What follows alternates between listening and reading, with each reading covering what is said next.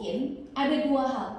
Karena hati kita adalah sangat berharga, dan yang kedua, hati kita sangat rapuh. Makanya perlu dijaga, makanya perlu dirawat dengan sangat waspada. Karena arah hati kita itu akan menentukan arahnya hidup kita. Kalau hidup kita mau baik, maka hati kita harus baik. Kalau hati kita kotor, maka hidup kita, sekeliling kita, itu akan tersebar semua kekotoran. Jadi semua hal yang terjadi di luar kita, itu semuanya berasal dari keadaan dan kualitas hati kita. Yang setuju katakan yes. Hati itu sumber kehidupan. Hati itu akan berpengaruh kepada seluruh kehidupannya kita. Makanya saya tulis ini, your life is only as good as your heart. Dan yang luar biasa gini, waktu kita percaya sama Tuhan, terima Tuhan sebagai juru selamat, di mana? Di hati.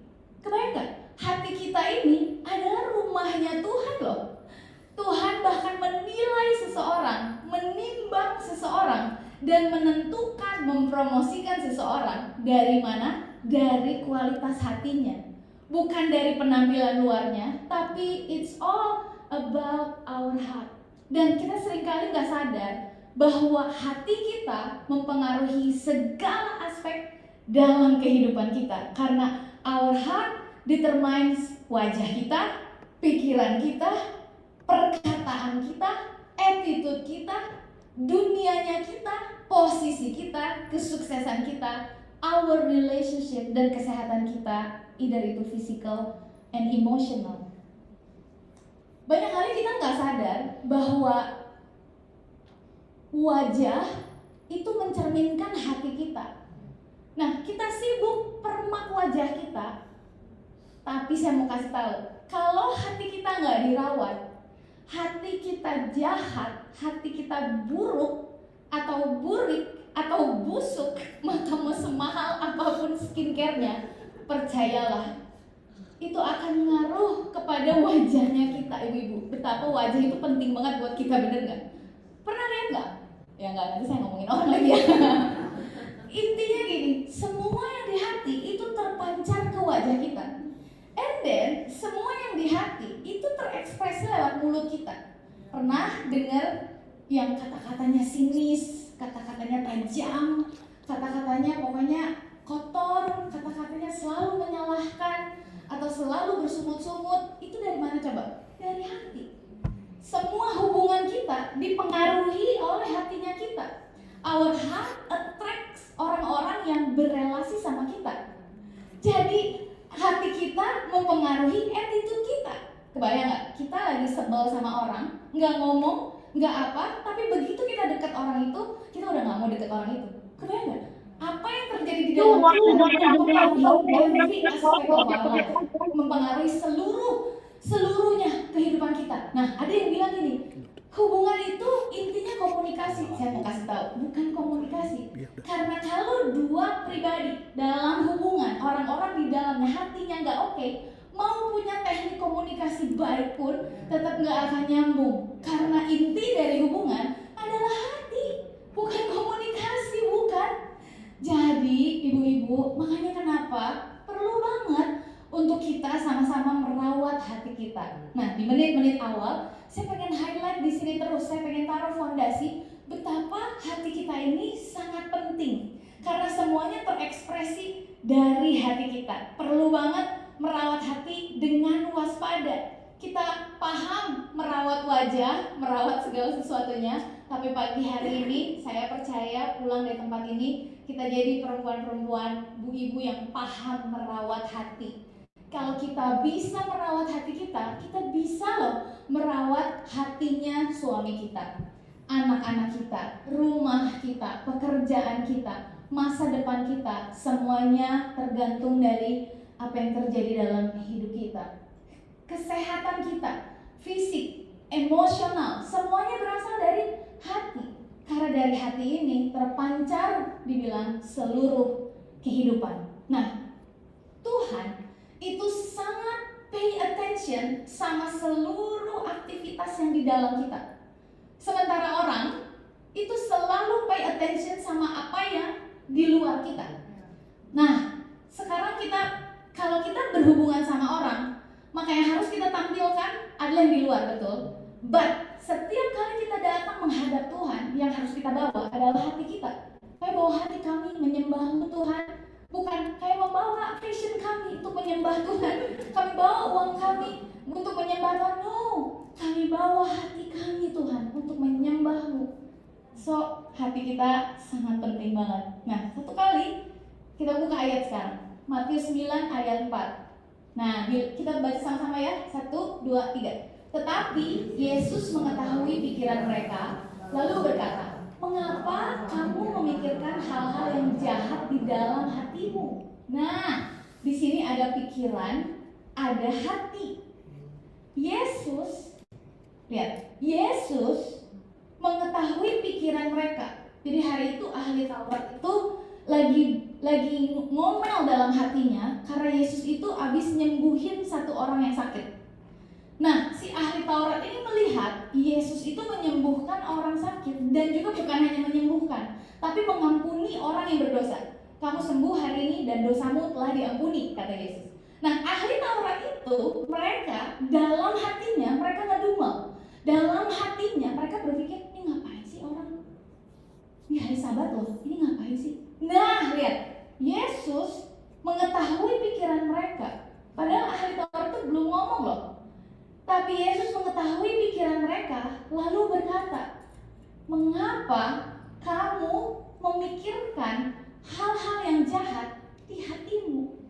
Jadi semua yang di hati itu nyambung ke pikiran kita. Semua yang di pikiran kita itu nyambung ke hati kita. Makanya kenapa saya bilang, semua aktivitas di dalam kita itu Tuhan perhatikan banget. Dan Yesus menilai dan melihat seseorang dari kualitas hatinya.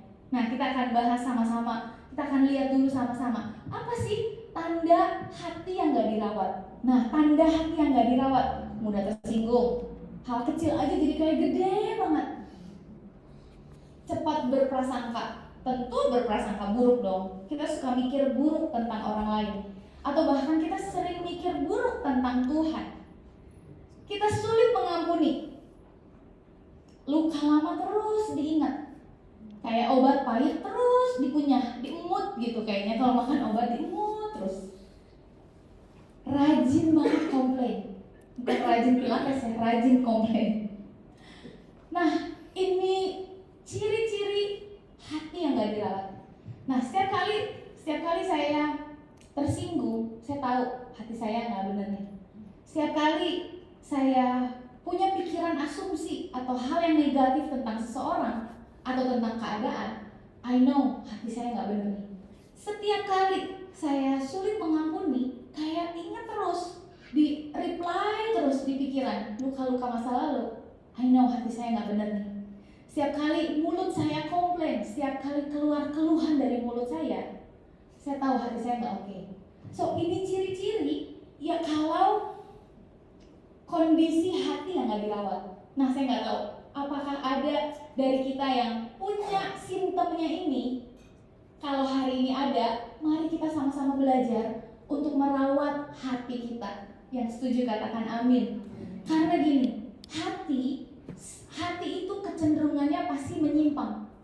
Makanya selalu firman Tuhan bilang supaya hati kita itu dibalikin lagi sama Tuhan. Selalu difokusin lagi sama Tuhan. Makanya kenapa Yesus itu tinggalnya di hati. Karena Yesus tahu hati kita ini sering banget menyimpang. Pengennya menyimpang. Makanya Daud selalu berbagi, "Selidikilah aku Tuhan, apakah jalanku menyimpang ke kanan atau ke kiri."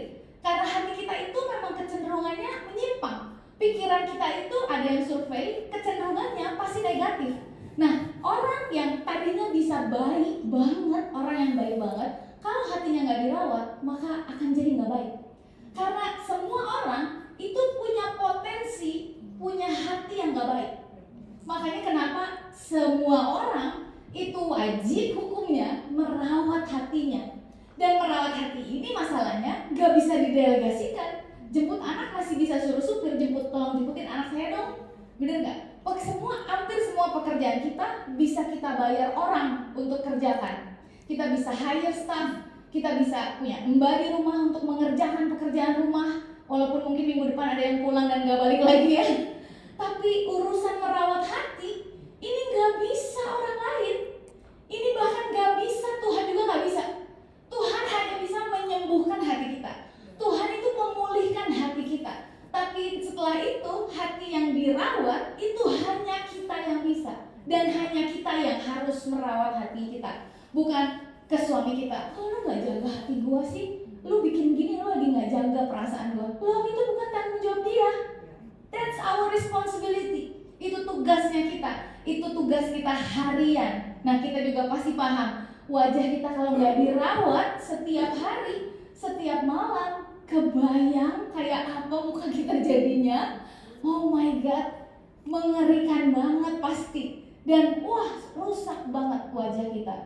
Karena segala sesuatu yang gak dirawat akan rusak, especially hati kita. Dan the problem is, yang hanya bisa merawat hati kita hanya diri kita sendiri. Saya mau kasih satu cerita di Alkitab, seorang perempuan namanya Miriam. Siapa itu Miriam? No, Mbak sih sebelumnya. Miriam ada gambar di sebelahnya tadi. Dia adalah adik kakak dengan Harun. And then ada Musa dan Harun. Miriam dan Harun itu adik kakak. Musa itu kan diambil dari bayinya, ingat ya? Musa itu diambil dari bayi, and then mereka jadi saudara. Mereka bertiga jadi saudara. So, Miriam ini bukan perempuan jahat loh. Miriam ini, she was a leader di bangsa Israel. Dia seorang nabi. She was a prophet. She is a prophet. Satu kali waktu laut, Tuhan membelah laut jadi dua. Dan bangsa Israel lewat. Miriam itu memimpin bangsa Israel untuk memuji menyembah Tuhan. Mari kita memuji Tuhan yang besar. So Miriam ini dia dengar suara Tuhan, dia menyampaikannya kepada bangsa Israel. Dia salah satu pemimpin perempuan yang hebat di zaman itu di bangsa Israel. Nah, ada satu cerita, tahu ini akibatnya ketika hati kita nggak dirawat.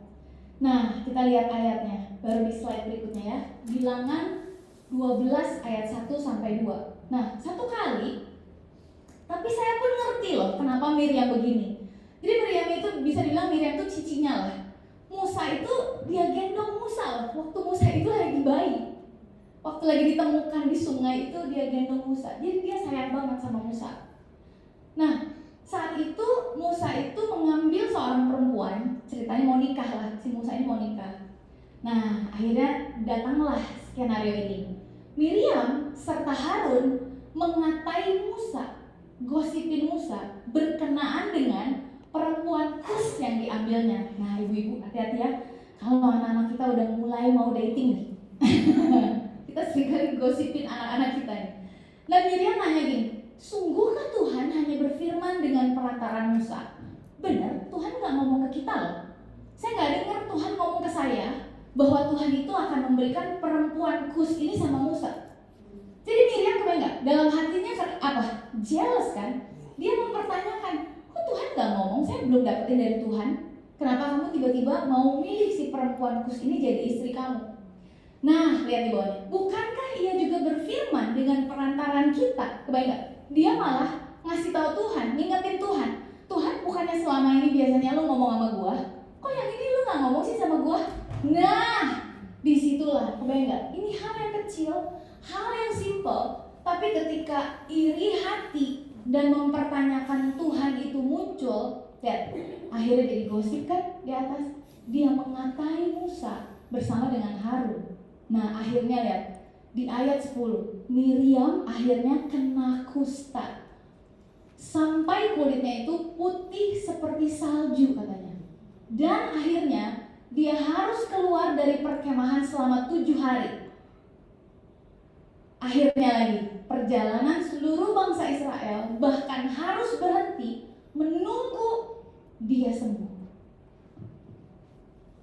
Dari cerita ini, lihat, Miriam kena kusta. Ingat tadi, keadaan hati kita menentukan kesehatan kita di luar ya. Dari perkataan, mengalir dari perkataan, terus akhirnya karena dia merasa, ya she's a prophet, seharusnya Tuhan ngomong sama gua dong. Kenapa hal ini Tuhan gak ngomong? Tapi kalau dipikir wajar nggak? Wajar. Miriam sayang kok sama Musa, ya nggak? Miriam sayang kok, sebagai cici dia bertindak sebagai cici. Yang salah adalah ketika dia mempertanyakan Tuhan dan ketika dia gosipin Musa. Akhirnya Miriam kena kusta dan akhirnya dia harus keluar dari perkemahan selama 7 hari karena kusta menular. Gak boleh orang ketemu dengan orang kusta. Nah seringkali gini, seringkali akibat hati kita yang gak dirawat, kita inilah sebenarnya yang membuat orang-orang menjauh dari kita. Seringkali bukan orang yang menjauh dan meninggalkan kita, bukan. Tapi karena kualitas keadaan hati kita yang membuat sama seperti Maryam harus keluar dari perkemahan selama 7 hari. Seringkali kita tuh jadi punya mental victim karena kita merasa orang tinggalin kita, karena kita merasa orang gak libatkan kita. Tapi kalau dipikir lebih lagi, masuk kita reflect ke dalam hati kita, sebenarnya kitalah yang membuat orang-orang itu gak bisa dekat sama kita loh. Kitalah, karena kustanya kita inilah yang membuat kita harus ya keluar dari perkemahan. Dan yang gawatnya gini, perjalanan seluruh bangsa Israel bahkan harus berhenti menunggu dia sembuh. Aduh, waktu saya baca ini, aduh Tuhan, saya gak mau kalau destiny-nya keluarga saya terganggu karena hati saya gak dirawat. Kebayang gak? Efeknya ke keluarga, ke bangsa loh. Satu bangsa loh. Hari itu bangsa Israel harusnya bisa keluar dari padang gurun katanya hanya 11 hari. Tapi mereka perlu 40 tahun muter-muter di situ terus. Kenapa? Karena salah satunya adalah Miriam. Tapi hal lainnya adalah karena bangsa Israel banyak kali bersungut-sungut sepanjang mereka berjalan di padang gurun itu. Kebayang gak? Bersungut-sungutnya kita, hati kita yang gak dirawat, itu membuat perjalanan kita dan perjalanan orang-orang sekeliling kita terhambat. Aduh, waktu saya baca ini ya, aduh Tuhan, saya mau rawat hati saya gak mau menghambat orang. Saya gak mau orang-orang dalam hidup saya tiba-tiba harus pergi ninggalin saya karena saya orang yang hatinya gak dirawat, hatinya gak bagus. Nah, makanya aduh, waktu saya baca ini ya, sedih banget. Karena kebayang gak, dia satu-satunya pemimpin perempuan di situ, kebayang gak? Dia harus keluar dari perkemahan, apa coba rasanya? Pasti dia merasa terintimidasi, pasti dia merasa sedih, dia merasa marah, dia merasa iri hati dan segala macam. Selama 7 hari, akhirnya Miriam sembuh. Selama 7 hari itulah God is dealing with her heart. Sampai akhirnya bangsa Israel bisa maju lagi, melakukan perjalanan. Nah, ini akibat dari hati yang gak dirawat. Simple, cuma iri hati doang. Simple, cuma mempertanyakan Tuhan doang. Simple, dari hal yang kecil justru akhirnya mengalir hal-hal yang disaster buat hidup kita. That's why kita perlu merawat hati kita. Toh di wajah kita kalau ada jerawat kecil aja kita kesel banget kan? Kayak nyebelin banget. Kayak mau pesta terus ada tiba-tiba ada jerawat di sini, nggak tepat banget gitu kan ya. Terus kita berusaha semaksimal mungkin untuk gimana caranya beresin itu. Kita searching semua krim-krim apa, acne spot semua yang bisa ilangin semuanya itu dalam waktu sesingkat-singkatnya. Bagaimana kalau kita lakukan itu sama hati kita? So every time kita ketemu, menjalani hari-hari, ada hati yang tersinggung, ada hati yang mempertanyakan Tuhan, ada hati mulai jealous, ada hati yang mulai mulut yang mau komplain. Mari cek hati kita. Berarti something di hati kita yang harus kita bereskan. Nah, so merawat hati adalah tanggung jawab yang gak bisa digantikan. How? Gimana caranya merawat hati? Saya kasih 3 poin hari ini bagaimana merawat hati. Nah, merawat hati perlu setiap hari. Rawat hatinya supaya gak gawat hatinya. Amin ya. Kalau gak dirawat gawat, pokoknya gawat banget. Masalahnya bukan gawat buat kita doang, tapi buat sekeliling kita loh, buat komunitas kita, buat keluarga kita loh. Nah, merawat hati ini 3 hal yang saya praktekkan setiap hari. Nah, kalau saya boleh cerita, saya punya potensi hati yang buruk banget. Nah, mungkin kalau orang yang kenal saya mungkin 10 tahun yang lalu, saya tuh orang yang sangat menyebalkan. Karena saya nggak dapat gambaran itu dari rumah ketika saya kecil. Bukan menyalahkan keluarga, enggak.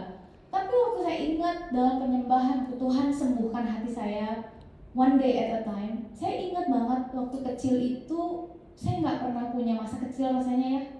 I didn't have a childhood back then. Kayaknya di sepanjang kehidupan masa kecil saya, itu pasti kisarannya gini. Melerai orang tua saya yang berantem, yang papa mulai pukul mama, yang mama berdarah-berdarah di lantai. Itu pikiran bayangan saya tentang keluarga dari kecil kayak gitu. And then saya harus terima tamu yang ternyata rentenir untuk tagih hutang-hutang. Saya harus berdiri di situ karena mereka minta saya terima tamu, karena kalau anak kecil pasti orangnya pasti akan kasihan. Nah, and then saya masuk kuliah juga minta uang dari om saya, and then saya perlu minta uang lagi untuk adik saya yang harus kuliah, dan di masa kuliah saya harus bayarin kuliah adik saya juga setelah itu. And then masuk ke pernikahan sampai hari ini, ketemu dengan Tuhan sembuhkan hati saya day by day sampai hari ini. Kalau hari ini ada bisa berdiri di sini, puji Tuhan, semua karena anugerah Tuhan. Tapi you know what? Saya punya potensi besar untuk hati saya ini rusak banget. Tapi karena saya concern banget, saya nggak mau anak-anak saya dapetin hal-hal yang buruk dari hidup saya. Saya boleh punya histori yang nggak baik, tapi anak-anak saya harus punya kehidupan yang baik. Saya boleh lahir dari keluarga yang nggak utuh, tapi anak-anak saya harus punya keluarga yang utuh. Cuma itu kerinduan saya sederhana, dan Tuhan tolong, Tuhan bantu saya sampai hari ini. Nah, hal yang pertama yang saya buat setiap hari merawat hati adalah remembering God. Remembering God ini bukan cuma mengingat Tuhan ya, oh ya Tuhan, Tuhan enggak. Ayatnya bagus banget. Mazmur 103 ayat 2. Pujilah Tuhan, hai jiwaku, dan ini intinya, janganlah lupakan segala kebaikannya. Nah, seringkali gini, kita ini hanya karena satu doa hari ini yang belum dijawab, kita lupa sama semua kebaikan Tuhan yang kita udah terima di hari-hari yang kemarin. Makanya seringkali saya bilang ini, kalau hari ini gak nemuin alasan untuk bersyukur, balik lagi ke hari kemarin, ambil hal-hal baik yang kamu bisa syukuri hari ini. Jangan sampai doa kita yang hari ini cuma satu, belum dijawab, cuma satu loh. Tapi kita lupa sama apa yang Tuhan buat sama hidup kita hari-hari kemarin. Nah, makanya perlu banget, makanya firman Tuhan bilang jangan lupakan, karena memang tendensi kita itu lupa. Nah, saya berantem sama suami, terus udah gitu saya pokoknya ada satu isu, saya bahas terus pokoknya hari itu.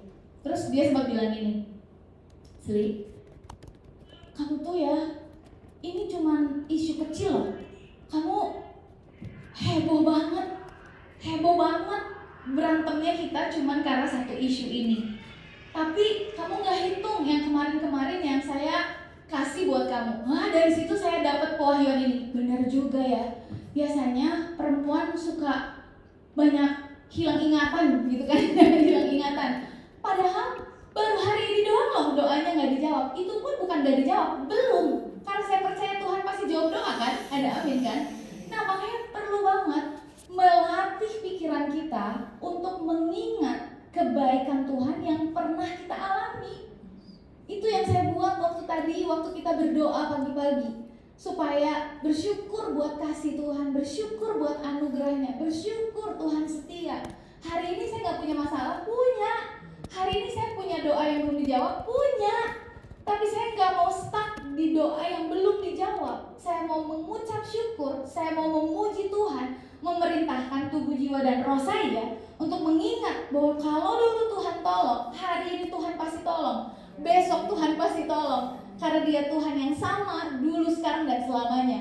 Saya ingat bagaimana Tuhan tolong saya waktu lagi di season single. Saya ingat bagaimana Tuhan tolong saya. Saya ingat setiap kali anak mau sekolah Tuhan pasti kirimkan mujizatnya. Saya ingat gimana Tuhan bela. Saya ingat gimana Tuhan promosikan saya ingat gimana Tuhan tolong saya di hal-hal ordinary, di hal-hal sederhana setiap hari dalam hidup kita.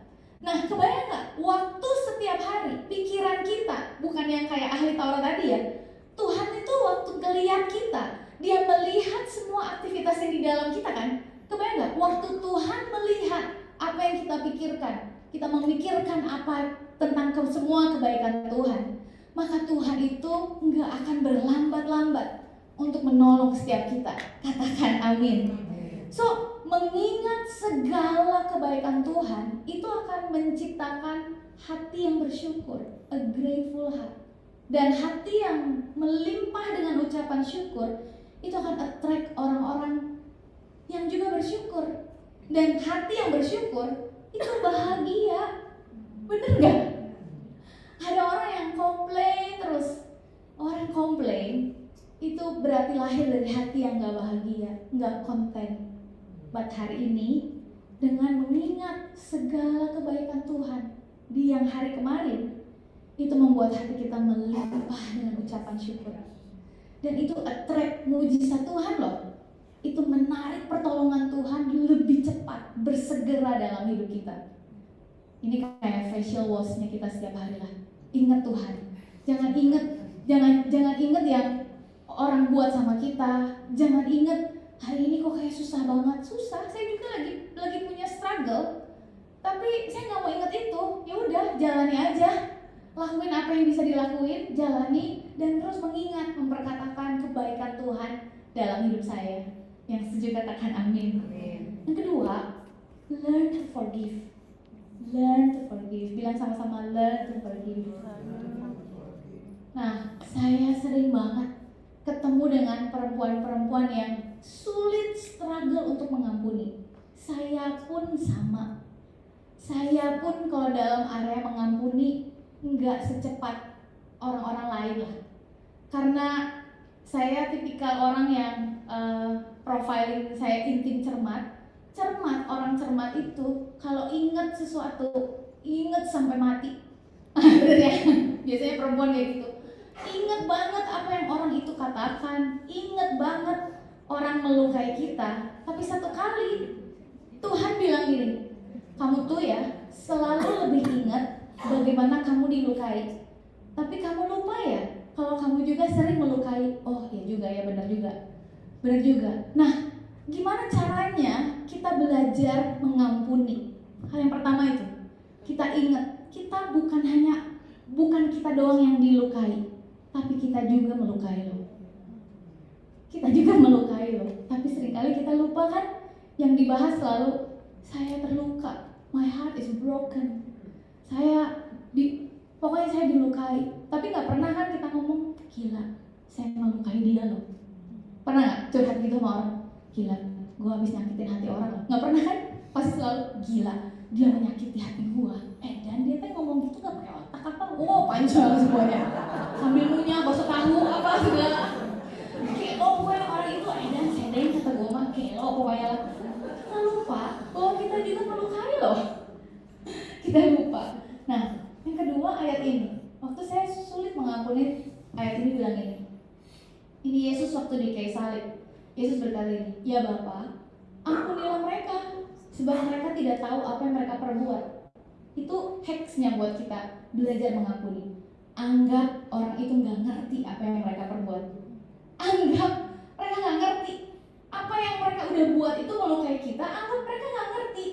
Nah, dengan kita berasumsi menganggap bahwa mereka gak ngerti, lebih mudah buat kita mengampuni. Ya udahlah. Contoh sama anak-anak kita. Anak-anak kita sering gak melukai kita? Sering, tapi gak sengaja. Mereka gak tahu kalau itu tuh melukai hati mami, gak tahu. Dan buat saya gampang, ya udah ampuni aja lah, kamu gak ngerti kan? Gak sengaja kan? Ya udah, anggap sama orang lain pun anggap bahwa mereka gak mengerti apa yang mereka perbuat. Lihat, Yesus itu disalib loh sama orang-orang ini. Dan Yesus bilang, mereka gak tahu apa yang mereka lagi perbuat.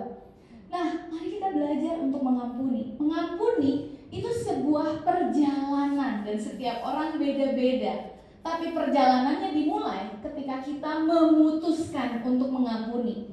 Setiap setiap kali gimana Ci? Kalau ingat lagi, udah mengampuni ingat lagi. Ya setiap ingat ampuni, setiap ingat ampuni, setiap ingat ampuni. Perkatakan setiap ingat saya mengampuni orang ini. Saya tiap ingat lagi tiba-tiba random nyetir sendiri ingat saya mengampuni orang ini, saya mengampuni orang ini. Waktu awal ngomong sambil nangis karena gak rela gitu, gak rela gue mengampuni dia.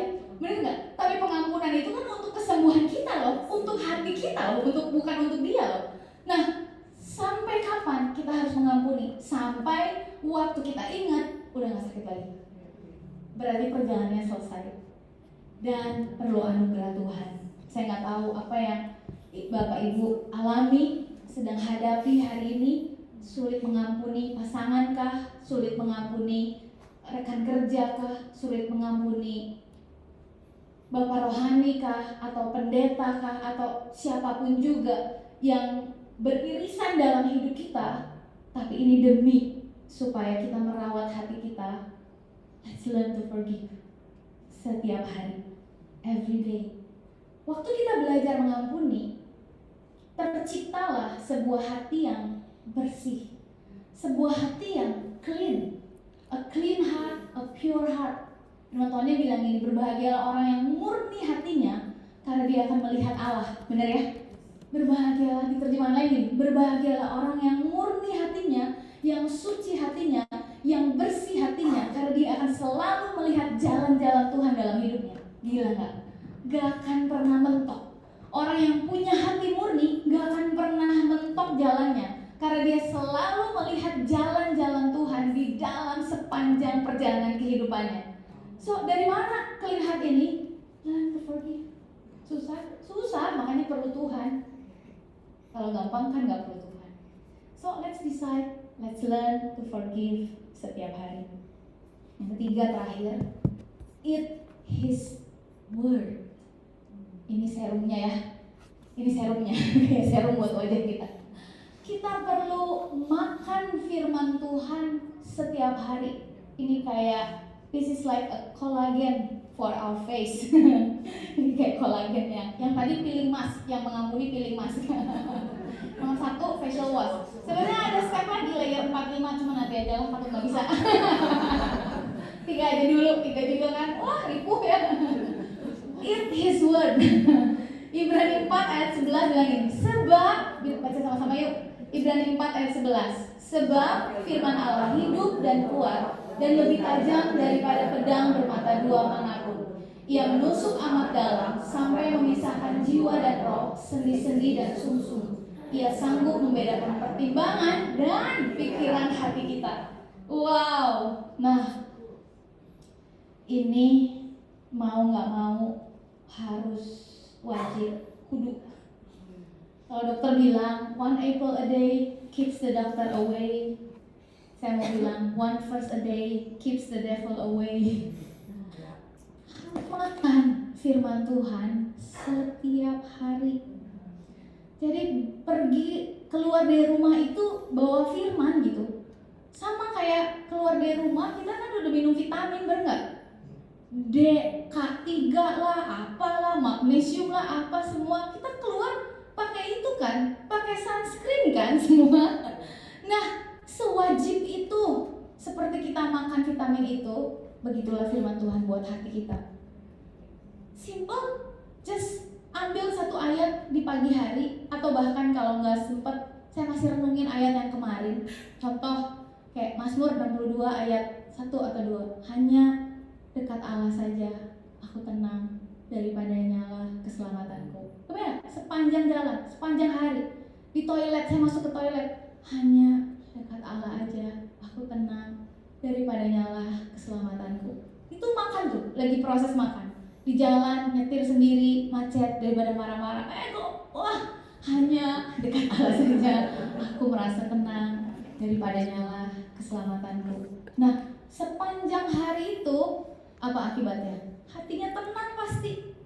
Karena ketenangan itu emang hanya ada waktu kita dekat dengan Tuhan. Mazmur 62 tadi. Jadi di saat kita nggak tenang, berarti kita nggak lagi dekat sama Tuhan. Di saat kita anxious, berarti kita lagi nggak dekat sama Tuhan, kita lagi nggak percaya sama Tuhan. As simple as that, minum makan firman Tuhannya setiap hari. Pilih satu ayat manapun juga. Ada begitu banyak resource hari ini, bisa cari di YouVersion, di Pinterest ada ayat untuk emergency verse. Banyak banget lah emergency Bible verse atau apa.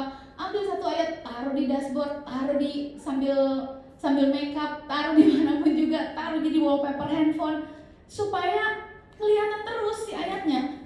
Dan itulah makanya kenapa perlu dimakan firman-Nya, karena ayat ini loh, firman Allah itu hidup dan kuat, lebih kuat daripada semua vitamin D dan K3 dan magnesium dan segala macamnya itu, yang bisa memulihkan dari dalam, yang bisa menyegarkan, mencerahkan dari dalam. Ini firman Tuhan loh.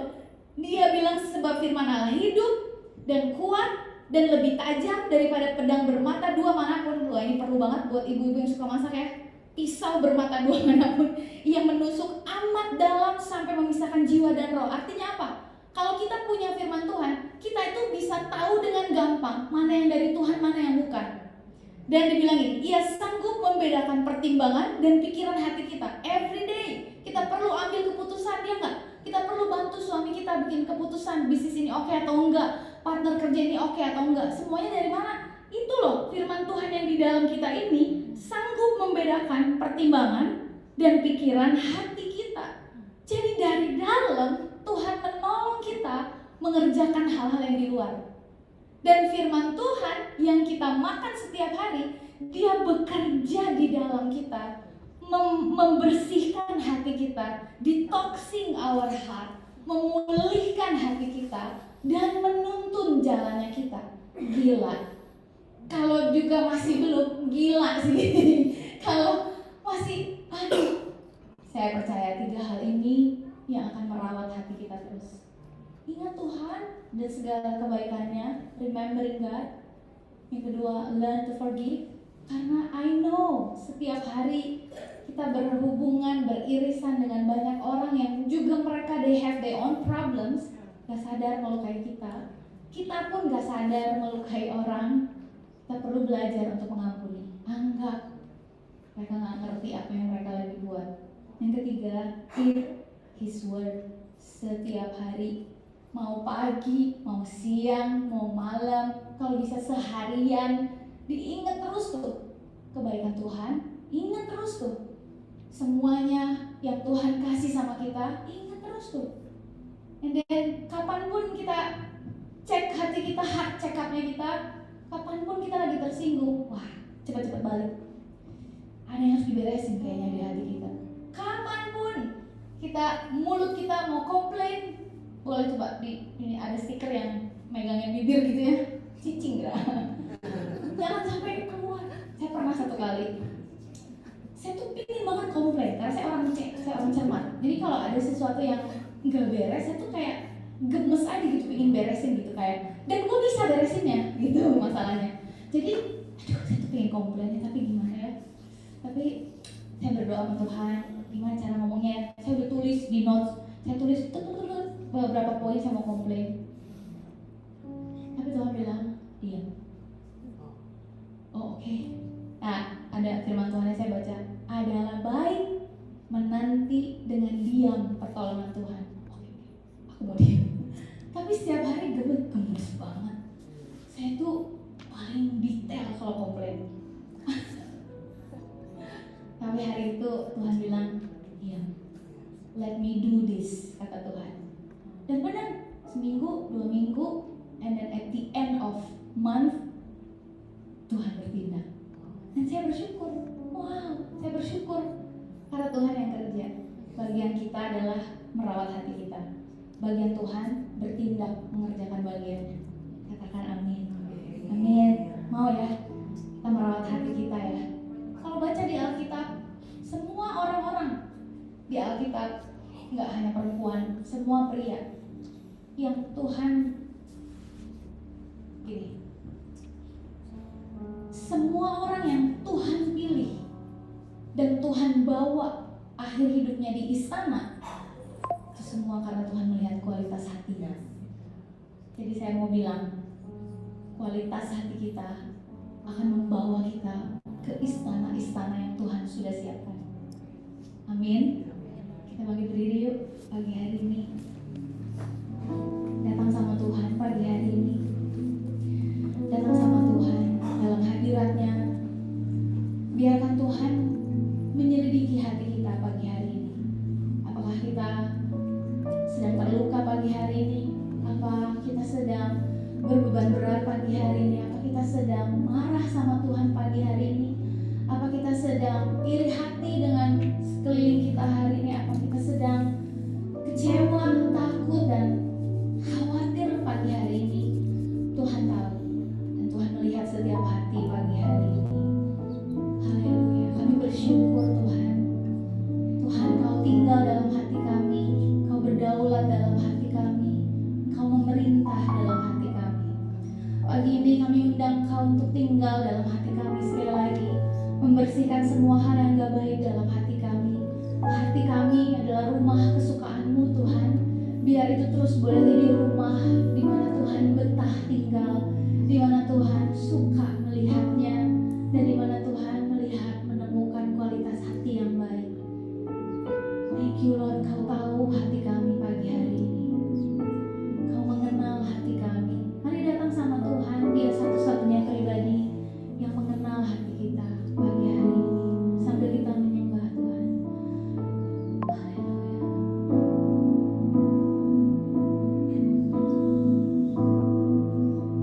Sedalamnya hatiku Kau pun tahu,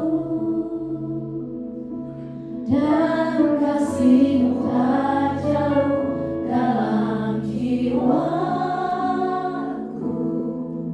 Di dalam kesesakan, di dalam kemenangan, ku tahu Engkau selalu bersama.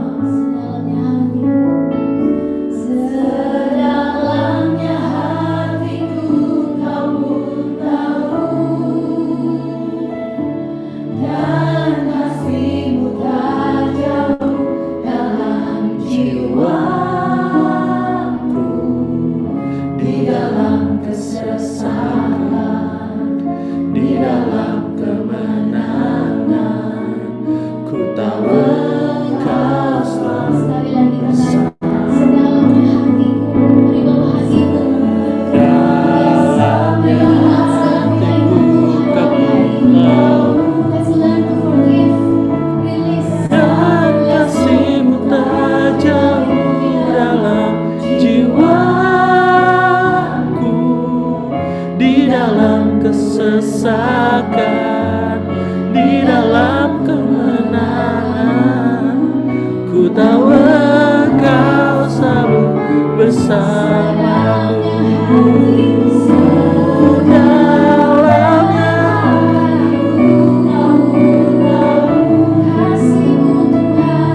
dan kasih-Mu tak jauh.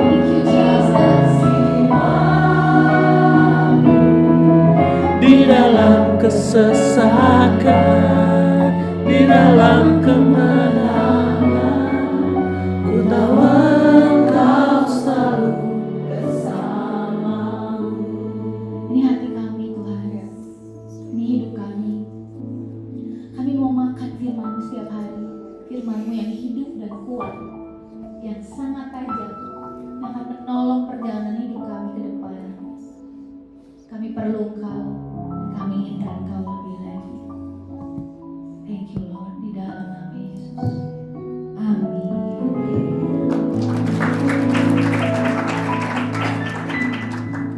Wow, luar biasa ya. Dapat banyak hal ya ibu-ibu ya. Keren banget, tadi lagi Ci Ashley sharing, saya langsung yang lagu. Saya lagi senang lagu yang berkali-kali, coba dicek. Enggak lama-lama. Nanti bubar.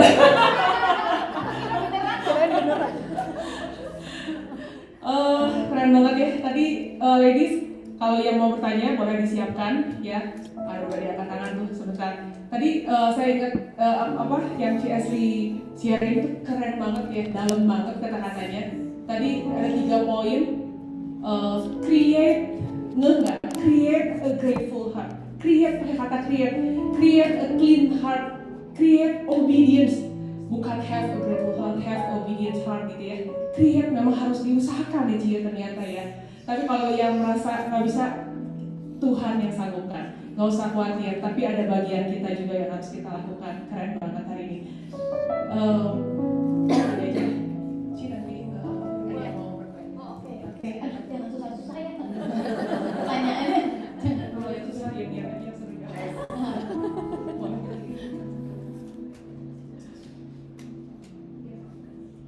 Maaf Jessie, Iya.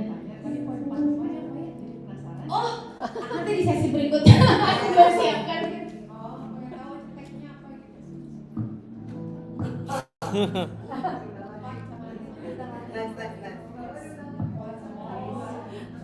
Aku bilang ada 2 layer lagi. Nanti aja ya. Oh, 3 itu aja. 3 itu aja udah bisa. Wih, hebat. Ya udah dilakukan dengan rutin aja.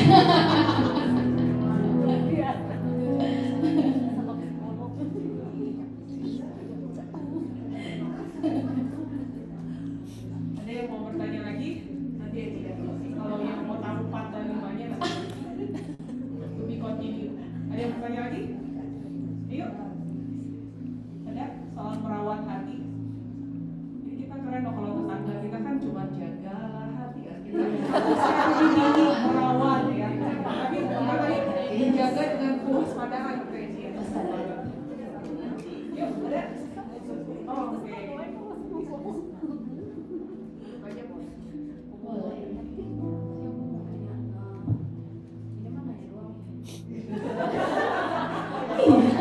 Oke. Bedanya sama batasannya semua yang Cini sampaikan tadi sama toxic positivity apa ya? Sama toxic positivity sama kadang-kadang suka jadinya kayak denial gitu loh. Mungkin lebih ke yang poin 1 gitu ya. Yang mengingat Tuhan. Contoh, kamu bisa punya contoh? Kayak misalnya itu tadi kan saya jual sama kayak Ngerti. ya, kenapa kan saya jual termakin cuman kayak itu tuh sesuatu yang di depan mata kayak orang itu tuh gak benar, kenapa kita harus Ya. Ngerti. soalnya saya punya tante saya juga kayak gitu, dia tuh kayak wah itu mah perasaan kita aja gitu kayak Oh, oke. kayak gitu. Oke. So, of course beda banget dengan positivity. Aku nggak bilang toksiknya ya. Tentu beda dengan positif. Karena positif itu gini, kalau positif aja itu tuh kita denial sama semua keadaan dan kita menganggap semua itu nggak ada. Kita menolak. Contoh gini, saya lagi butuh uang, tapi saya berpikir positif aja. Saya bisa, saya pasti bisa. Tapi saya nggak mengakui bahwa saya ini lagi perlu uang loh, lagi mengalami financial problem loh. Tapi dihantam oleh positivity yang enggak, saya nggak punya problem finance, enggak. Nah, bedanya dengan firman Tuhan tuh kayak gini. Kita mengakui kok bahwa saya lagi mengalami financial problem. Tapi firman Tuhan berkata, Allahku akan memenuhi segala keperluanku menurut kekayaan dan kemuliaannya. Nah, jadi kalau positivity dia denial si problemnya, hanya lihat ya udah ganti jadi positif. Nah, tapi kalau firman Tuhan gini, kita nggak denial sama keadaannya, tapi justru kita arahin keadaan kita untuk kepada firman Tuhan. Kebayang nggak kira-kira?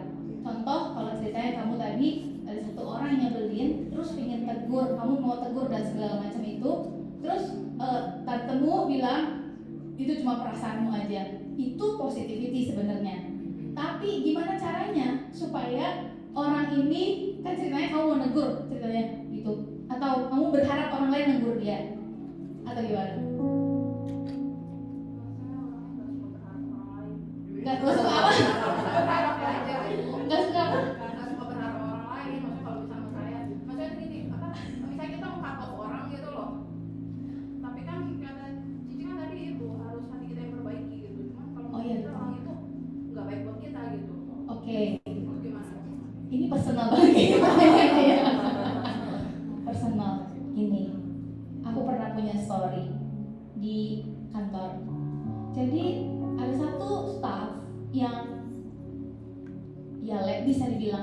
lah, bilanglah toksik. Tapi ini makanya kenapa perlu firman Tuhan, karena wisdom dari Tuhan itu nggak selalu kita tegur dan cut, nggak selalu. Kan gandum dan lalang dibiarkan Tuhan bertumbuh bersama. Dan aku cuma bilang, Tuhan, this guy is not good. Aku bilang gitu. Tapi what should I do? Aku harus bilang apa? And then I counsel sama pastor, dan mereka bilang tunggu dulu. Oke, tunggu. Sampai pada akhirnya orang ini resign sendiri. Nah, kebayang nggak? Dengan saya ini, saya nggak deny bahwa orang ini merusak suasana banget. Apa yang saya buat hari itu, saya ketemu dengan orang-orang di lapangan yang bersentuhan juga dengan orang ini, dan saya beberes sampah lah istilahnya, beresin sampah selama orang ini ada. Tapi saya bilang, Tuhan, saya mau lakuin bagian saya. Oke, sebenarnya dengan peran dan posisi saya di kantor, saya bisa kok pecat dia. Tapi bukan itu yang Tuhan mau hari itu. Karena kebayang nggak kalau saya pecat dia, wah, dia main sosial media, wah, dia live, dia cerita bagaimana, wah, selesai selesai. Tapi kita benar-benar perlu gini, kita perlu betul gini. Orang lain mau buat apa, kita perlu stick dengan wisdomnya dari Tuhan. Nah, wisdom itu hanya kita dapat waktu kita punya firman Tuhan. Nah, kebayang nggak kalau saya nggak tahu firman Tuhan yang gandum dan lalang itu dibiarkan bertumbuh bersama, itu saya udah pasti dengan bersikeras. Saya orang C gitu ya, dari SMA kerjanya berantem di sekolah SMAP 2, pasti berantem terus kan ya, nggak akan langsung Nah, kebayang nggak kalau saya nggak dengar Tuhan hari itu, saya nggak jaga hati saya, benar ya, wah, itu nasib kantor dan gereja saya selesai.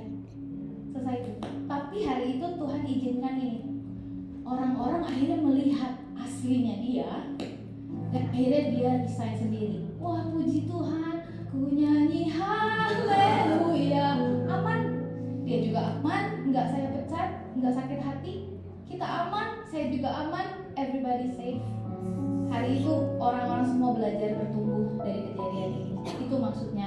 Jadi beda, balik lagi ke pertanyaannya, bedanya toxic positivity sama ikut kebenaran Tuhan, yaitu kalau positivity dia denial sama keadaannya, sama kondisinya. Tapi hidup dalam kebenaran itu kita bawa dalam doa loh, kejadian, keadaan, kondisi kita bawa dan kita tanya, Tuhan harus gimana? So, firman Tuhan yang tadi Ibrani 4, firman Tuhan itu kan karena pedang bermata dua, dia sanggup memisahkan mana yang daging saya, mana yang apa kata Tuhan nih. Daging saya pecat aja, susah banget, gampang. Saya udah cek ke finance kok, uang pesangon siap kok, gampang. That will be easier for me untuk pecat dia, gampang banget. Tapi hari itu Tuhan bilang enggak, tunggu. Beda, tahu bedanya ya. Nah, makanya kenapa kita yang hidup dalam Tuhan memang harus hidup dituntun sama firman Tuhan supaya aman, supaya banyak orang, satu keputusan kita itu mempengaruhi kehidupan banyak orang. Contoh sederhana aja, nggak bisa naik mobil, tapi naik mobil, kan mobil gua, ini kan hidup gua, bukan dodol. Ya memang ini mobil lu, tapi itu nyawa orang mati semua. Kebayang ya? Jadi itu bedanya. So, yang perlu dibuat hari ini, mari eat His word every day, supaya gini, orang mau mengganggu apapun, keadaan nggak baik apapun di luar, kalau hati kitanya teguh, hanya Tuhan, firman Tuhan itu yang akan tolong kita bikin keputusan-keputusan. Amin.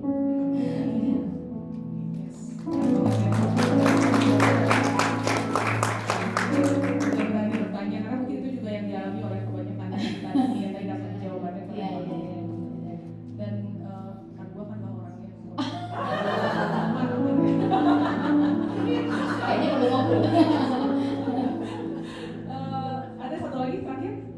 Oke.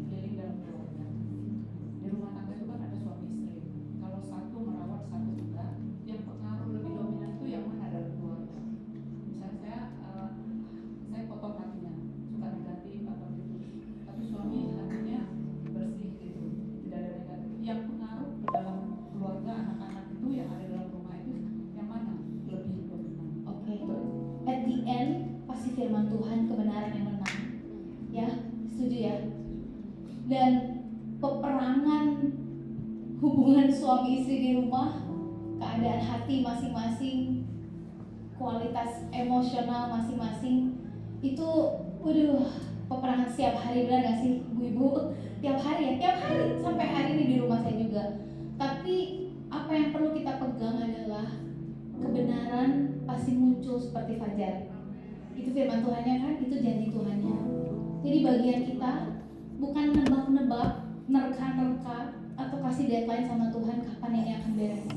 Bagian kita do our part, rawat hati kita.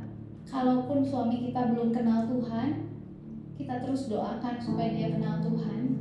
Dan kalau peperangan itu terus ada, kayak ya struggle-nya ada terus tiap hari, I don't know sampai kapan, tapi saya percaya kebenaran itu pasti akan menang at the end, pasti. Makanya ya harus kitanya yang hidup dalam kebenaran, harus kitanya yang jalan dalam kebenaran. Mau gak mau, harus mau, karena gak ada pilihan. Kalau enggak, anak-anak kita yang kena, keluarga kita yang kena semuanya. So makanya hari ini firman Tuhan ini datang buat kita, bukan buat suami kita ya. Berarti kita yang harus lakukan. Kapannya gak ada yang tahu, hanya Tuhan yang tahu. Tapi seperti yang tadi, lalang dan gandum tumbuh bersama, at the end semua akan kena tes kok. Gimana caranya tahu bahwa kita ini kuat atau enggak? Badai, ya enggak? Gimana caranya tahu pohon itu kuat atau enggak? Angin. Jadi kita nggak bisa berdoa jangan kirim badai Tuhan, karena memang pasti ada, karena itu untuk ngetes kekuatan kita kok. Jangan berdoa supaya dalam pernikahan kita nggak punya masalah, nggak bisa, karena masalah itu akan mengetes kekuatan kita selama ini kayak gimana, kekuatan hubungan kita kayak gimana, kualitas komunikasi kita kayak gimana, dan yang paling penting adalah gimana kualitas hati kita. Kalau hati kitanya dirawat terus, maka pegang janji Tuhan ini, kebenaran pasti akan muncul seperti fajar. Amin. Amin. Oke, cukup buat hari ini ya. Sekali lagi thank you. Sang Tuhan berdoa dan Oke, kita berdoa. Kami bersyukur Tuhan buat pagi hari ini. Betul Tuhan, tolong kami, itu banyak problem yang kami lihat, hadapi setiap hari dalam rumah tangga kami, dalam komunitas kami. Berdoa pagi hari ini biar setiap hati kami boleh rilis pengampunan untuk setiap orang-orang atau keadaan yang mungkin kami sedang hadapi hari-hari ini. Berdoa minta anugerah-Mu memampukan setiap kami Tuhan untuk hidup di dalam Tuhan. Kasih karunia-Mu memampukan kami Tuhan pagi hari ini sekali lagi. Kami mau pulang membawa firman Tuhan ini, biar firman Tuhan ini boleh bertumbuh, berakar di dalam hati dan roh kami. Kami percaya kebenaran-Mu akan muncul seperti fajar dalam kehidupan kami, dalam kehidupan keluarga, rumah tangga, pernikahan, dan anak-anak kami Tuhan. Thank you Lord, di dalam nama-Mu kami berdoa, kami mengucap syukur. Amin. Oke, sebelum kita foto bersama dan makan bersama, nggak ada puasa kita. Ada beberapa pengumuman mungkin yang bisa ditampilkan. Nah ini buat teman-teman yang butuh dukungan doa dan info lebih lanjut mengenai Ladies Community, bisa hubungin salah satu dari nomor WA yang ada di layar. Boleh di save atau di foto. Lalu yang berikutnya buat teman-teman yang belum follow, boleh follow Instagram Ladies, yaitu